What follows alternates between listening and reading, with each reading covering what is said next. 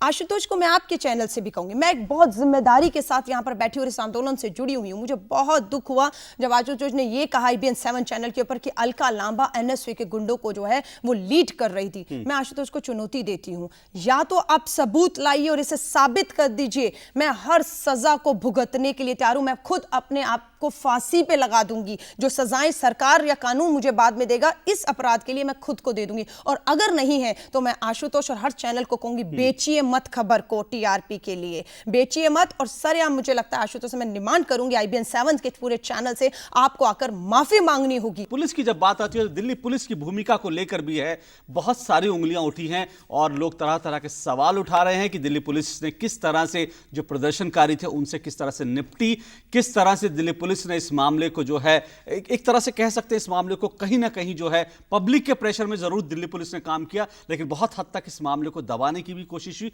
ऐसे भी आरोप लग रहे हैं। और पुलिस की भूमिका पर अक्सर जो है आरोप लगते ही रहते हैं, और ये आरोप हो भी क्यों ना, क्योंकि अगर महिला उत्पीड़न की बात करें, महिलाओं के खिलाफ जो है सेक्सुअल हैरेसमेंट की बात करें, तो उसमें हम देखते हैं कि पुलिस का दामन खुद दागदार है। जी हां, कई RTI एक्टिविस्टों ने RTI लगाई, जिससे ये सामने आया कि खुद दिल्ली पुलिस के अंदर जो महिला पुलिसकर्मी हैं उनके साथ यौन उत्पीड़न की घटनाएं हो रही हैं। न सिर्फ इतना, बल्कि जो महिलाओं की संख्या है उसको लेकर भी जब RTI लगाई गई तो चौंकने वाले तथ्य सामने आए।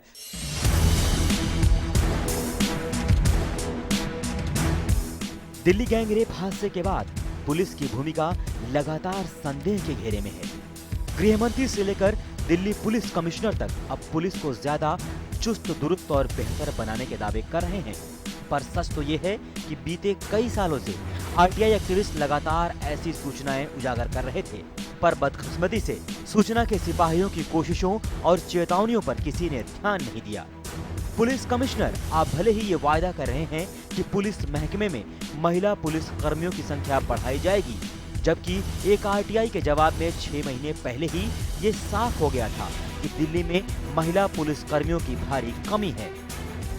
मैंने जो RTI लगाई थी वो इस बारे में थी कि महिला पुलिसकर्मी कितने हैं टोटल पुलिस में। तो गृह मंत्रालय का उत्तर ये था कि 15% उनकी तरफ से महिला पुलिसकर्मी टोटल स्ट्रेंथ में होनी चाहिए, और जो एक्चुअल डाटा आया उसमें तो वो बिल्कुल नगण्य था। सिर्फ क्लास 4 एम्प्लॉयज़ में 18% 18% महिला पुलिसकर्मी थी, और ऊपर के लेवल पे तो 0% थी। तो ये बड़े अशोभनीय बात है। RTI से ये बात भी सामने आ चुकी है कि दिल्ली पुलिस VIP सुरक्षा के बोझ तले दबी हुई है। ये बेहद गंभीर मसला है।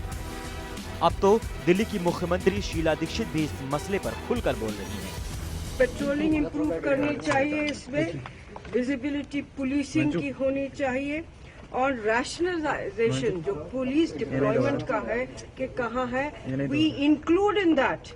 और इसको मैं एम्फोसाइज करना चाहती हूँ कि यदि VIP सिक्योरिटी में कुछ कटौती या कमी करनी चाहिए जनता की रक्षा के लिए, तो उसके लिए भी जरूर करना चाहिए, उस पर कोताही नहीं बरतनी चाहिए। Highest officer who happens to be in that area, in charge of the area where the incident took place, he should be held accountable. इतना ही नहीं, RTI से ये सच भी सामने आ चुका है कि महिलाओं को सुरक्षा देने के मामले में खुद दिल्ली पुलिस का दामन दागदार है। RTI एक्टिविस्ट गोपाल प्रसाद ने कुछ दिनों पहले एक RTI लगाकर पुलिस से सुरक्षा व्यवस्था और दिल्ली पुलिस महकमे में महिला पुलिस कर्मियों की सुरक्षा को लेकर सवाल पूछा, तो पता चला कि दिल्ली पुलिस महकमे में पुरुष पुलिसकर्मियों के महिला पुलिसकर्मियों के साथ बदसलूकी के कई मामले सामने आए हैं। साल 2007 से लेकर 2010 तक करीब दर्जन भर पुलिसकर्मियों को छेड़छाड़ का दोषी पाया गया, लेकिन शिकायतें इससे कहीं ज्यादा हैं। जब इस तरह के मामले के बारे में मैंने वेरिफिकेशन जो रिपोर्ट आई हमारे पास, उसमें कई एक ऐसे एग्जाम्पल हैं जिससे ये साबित होता है, जिसको पढ़ने पर मुझे ये ज्ञात हुआ कि जो दिल्ली पुलिस के जो जेंट्स पुलिसकर्मी हैं उन्होंने भी इसमें अपना हाथ जो है ना और मुंह काला किया है, और उन्होंने भी महिला पुलिसकर्मियों को छोड़ा नहीं है। लेकिन सबसे बड़ा सवाल ये कि महिला सुरक्षा का दम भरने वाली दिल्ली पुलिस अपनी ही महिला सहकर्मियों के साथ यौन उत्पीड़न के मामले में पीछे नहीं है। बीते दिनों लगी तमाम RTI से दिल्ली पुलिस की जो तस्वीर सामने आई है वो बेहद हैरान करने वाली है। कहीं ना कहीं इतने बड़े गैंगरेप के मामले में पुलिस जब इस कदर संवेदनहीन है तो आप अंदाज़ा लगा सकते हैं कि आम लोग के साथ पुलिस का रवैया कैसा होता होगा।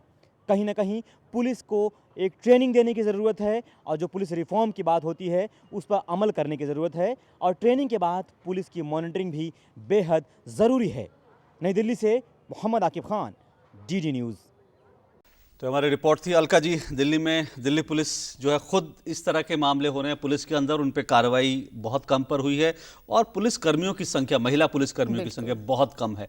क्या आपको लगता है पुलिस का चेहरा बदलने की एक बहुत सख्त जरूरत है? बिल्कुल, हम इसको आज से नहीं, पिछले 20 सालों से पुलिस रिफॉर्म की जो बातें ही सिर्फ हो रही हैं, चर्चा होती है और खासतौर से इस तरह का जघन्य जब अपराध आता है तो पुलिस रिफॉर्म की बात करने लगे। अब बस करिए, अब रिफॉर्म लाना है तो लाइए। कम से कम पुलिस रिफॉर्म्स की वजह से इतने बड़े जघन्य अपराध हो जाएं, शर्म आती है ये कहते हुए। और जहां तक आप पुलिसिंग की बात करेंगे, मैं इस आंदोलन को लेकर विजय चौक पर हूं। विजय चौक पर 3 महिला जो पुलिस हैं उनसे मेरी बात हुई कि वो साउथ से संबंध रखती हैं, केरला से, लेकिन वो दिल्ली में पुलिसिंग में है। तो मैंने उनसे पूछा कि आपको तो कोई नहीं कुछ कहता होगा, आपसे कोई छेड़खानी नहीं होती कि आप तो पुलिस की ड्रेस में हैं? उन्होंने कहा नहीं, हमारे साथ भी होता है, लेकिन खासतौर से जब हम ड्रेस में नहीं होती पुलिस की, तब हम एक आम महिला होती हैं हम भी, और हमारे साथ भी वो सब होता है। तो ये बहुत गंभीर है। दिल्ली पुलिस देश की जो पहली महिला IPS अधिकारी हैं किरण बेदी, उन्होंने कुछ दिनों पहले कहा, उन्होंने कहा कि शायद इस देश में कोई महिला होगी जिसके साथ छेड़छाड़ की घटना नहीं हुई होगी। क्या आपको भी इस तरह की चीजों का सामना करना पड़ा?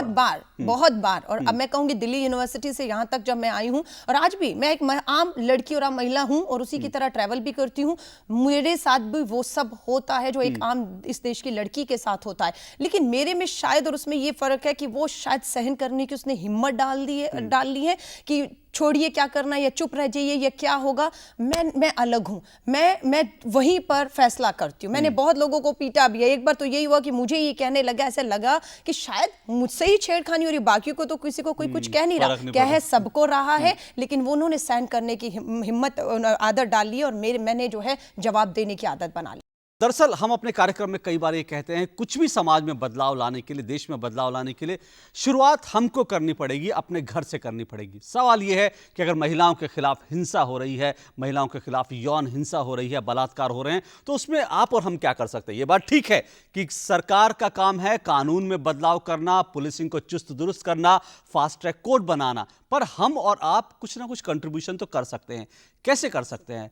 सबसे पहली बात है कि हम अपने घर में, अपने घर की 4 दीवारी में जो हमारे बच्चे हैं उनको ये सिखाएं कि महिलाओं की इज्जत कैसे की जाती है। जब हम सड़क पर निकलें तो कम से कम जो राह चलती महिला है उसको हम किस तरह से इज्जत दें, किस तरह के रिस्पेक्ट दें। पहला काम ये जरूरी है। दूसरा काम जरूरी है कि जब हम अपने आसपास कभी भी किसी महिला के साथ कुछ गलत होते देखते हैं, छेड़छाड़ी होते देखते हैं या फिर कुछ और देखते हैं, तो कम से कम उसके खिलाफ आवाज उठाएं। और तीसरा काम आप क्या कर सकते हैं महिलाओं की सुरक्षा को लेकर, ये आपको बता रही हैं दिल्ली की कुछ महिलाएं जिन्होंने एक RTI लगाई और महिलाओं की सुरक्षा के लिए एक छोटा सा उपाय, छोटा सा कदम था, लेकिन उन्होंने आगे बढ़ाया। कैसे, ये देखते हैं हमारे संवाददाता संतोष चौधरी की इस रिपोर्ट में। मैं नीर भरी दुख की बदली, विस्तृत नभ का कोई कोना, मेरा न कभी अपना होना, परिचय इतना इतिहास यही, उमड़ी कल थी मिट आज चली। ये औरत है, ये देवी है, देवता भी इसकी पूजा करते हैं, वेद पुराण इसकी गाथाओं से भरे हैं। पर पुरुषों के इस समाज में इसी औरत को पददलित किया जाता है, अत्याचार और व्यभिचार किया जाता है। माँ, बेटी, पत्नी, बहन के रूप में हम पर सुरक्षा देने का कर्तव्य होता है। पर सच तो ये है कि औरत को आज भी हम ना तो सुरक्षा दे पाए हैं, न विकास। तो मैंने सबसे पहले RTI डाला, तब वो पूरा जवाब, उसका ऑर्डर आया कि भाई कैसे सिस्टम चलता है, किससे शिकायत करते हैं, कितने महीने में इसकी देखरेख होती है, या पेंट, तो सब लिखा था। तो उसको देख के फिर ये सारा कुछ यहाँ पर सिस्टम हुआ, लाइट, रिपेयरिंग, पुताई, ये सारा कुछ सिस्टम अच्छा हुआ। गांव से शहर तक, घर से संसद तक, पुरुषों का बोलबाला। पर पुरुष प्रधान समाज का अजीब दस्तूर है, करे कोई भरे कोई। राजधानी दिल्ली, चमचमाती सड़कें और सरपट भागती मेट्रो का शहर है ये। महिलाएं आज भी सुरक्षित नहीं हैं, पर वो जागरूक, अपने अधिकारों से सुसज्जित जरूर हो रही हैं। सूचना का अधिकार उनके लिए हथियार है।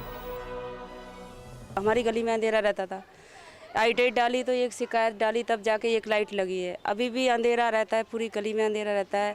सड़क भी हमारी ठीक से नहीं बनी थी, उस पर भी हमने लाइट डाली, तब जाके सड़क बनी है। हर कोई ये सोचता है कि अब आज तो ज़माने में ये लड़की के साथ हुआ है, जब से हम तो इस चीज़ से बहुत चिंतित हैं। विकास की कमी सुरक्षा को बाधित करती है। लोगों ने इसका भी हल ढूंढ रखा है। जब भी होगी विकास में बाधा, उठाएंगी कागज सादा और डालेंगी आरटीआई। कई जगह हम बस्तियों में देखते हैं कि महिलाओं को 2-2, 3-3 किलोमीटर तक दूर जाना पड़ता है पानी भरने के लिए। जैसे यहाँ पे कुसुमपुर पहाड़ी एक और बस्ती है, वहाँ पे 1 लाख जनसंख्या है और वहाँ एक भी शौचालय नहीं है। सारी महिलाएं पास में जहाँ पे फॉरेस्टेड एरिया है वहाँ पे जाती हैं। तो दिल्ली में रहकर अभी तक आप ओपन डेफिकेशन के ऊपर रिलाय कर रहे हैं, कोई उधर सुरक्षा नहीं है। वहाँ पे कुछ हादसा होगा, बलात्कार होगा, छेड़खानी होगी, उसके ऊपर क्या हम कर सकते हैं? आरटीआई कानून पूरे समाज, देश सभी को ताकत दे रहा है। कमी है तो आपके प्रयोग की। आरटीआई लगाइए, विकास बढ़ाइए और महिलाओं को सुरक्षित कीजिए। महिलाओं की सुरक्षा पूरे देश के लिए एक बड़ा सवाल है। फास्ट ट्रैक कोर्ट बनने की बात हो रही है, न्यायिक प्रक्रिया को सुधारने की बात हो रही है, लेकिन अगर सरकार जो मूलभूत सुविधाएं हैं, चाहे वो स्ट्रीट लाइट हो, पानी हो, बिजली हो, इनको बेहतर कर दे तो महिलाओं की सुरक्षा को बढ़ाया जा सकता है। संतोष चौधरी, दूरदर्शन न्यूज, नई दिल्ली। तो दिल्ली की झुग्गी बस्ती में रहने वाली महिलाओं ने अपनी सुरक्षा के लिए एक छोटा सा कदम उठाया, लेकिन बहुत अहम कदम उठाया। अलका जी, आरटीआई ने इस तरह से मदद की, छोटे छोटे कदम हैं, वो तो हम उठा सकते हैं। बिल्कुल उठाने चाहिए। और मैं कहूंगी ये जो सूचना का अधिकार है, हथियार एक है पर इसके इस्तेमाल अनेकों हैं। ये एक इस्तेमाल भी देख रहे हैं हम लोग कि महिलाओं की जो स्थिति है आरटीआई के तहत की, बहुत छोटी बात है कि शौचालय नहीं है महिलाओं के पास, रात को उन्हें शौचालय तक के लिए जो है बहुत दूर जाना पड़ता है। और जहां आरटीआई लगाई वहां जवाब आ गया कि वहां पर अपराध का ये भी कारण है, शौचालय नहीं, और आपने वहां पर शौचालय बना दिया। लेकिन जो बाकी 3 जगहें हैं जहां पर अगर आरटीआई नहीं लगी तो क्या मतलब आप वहां शौचालय नहीं बनाएंगे? तो मुझे लगता है ये एक कारण है जो आपके सामने आया, और उस कारण के तहत आपको सब जगह जो है वो बदलाव और सुधार लाना पड़ेगा। बिल्कुल, बदलाव और सुधार लाना पड़ेगा, छोटी छोटी शुरुआत करनी पड़ेगी। फिलहाल पूरा देश जो है इंसाफ की मांग कर रहा है, कड़े कानूनों की मांग कर रहा है, और देश में जो है महिलाओं के खिलाफ जिस तरह से अपराध हो रहे हैं उनको रोकने के लिए देश की व्यवस्था में बड़े बदलावों की मांग कर रहा है। और वो बदलाव जो है सूचना के अधिकार से भी हो सकते हैं और सड़क पर उतरकर अपनी आवाज उठा के, लेकिन आवाज उठाइए तो पूरी शांति के साथ, जिम्मेदारी के साथ, ये हम जरूर कहेंगे। और अलका जी, आप यहाँ पर है, उसके लिए बहुत बहुत शुक्रिया आपका। और हम चाहेंगे कि महिलाओं के लिए जो है इस तरह की आवाज जो है, सभी लोग पॉलिटिकल पार्टी की जो राजनीतिक दीवारें हैं उनको तोड़कर सभी महिलाएं एक मंच पर आके महिलाओं की सुरक्षा के लिए कदम उठाएं, क्योंकि बहुत हो गया। बिल्कुल जरूरत है जी, बहुत बहुत धन्यवाद आपका भी। तो आपको हमारे कार्यक्रम कैसा लगा? आप चाहें तो कोई भी प्रतिक्रिया हमें भेज सकते हैं। हमारा पता नोट कर लीजिए। हमारा पता है जानने कहा, कमरा नंबर 226, दूरदर्शन भवन, टावर बी, मंडी हाउस, कॉपरनिकस मार्ग, नई दिल्ली 110001। आप चाहें तो हमें ईमेल भी कर सकते हैं। हमारा ईमेल आईडी है jkh@dd.nic.in। इस हफ्ते इतना ही, इजाजत दीजिए, नमस्कार।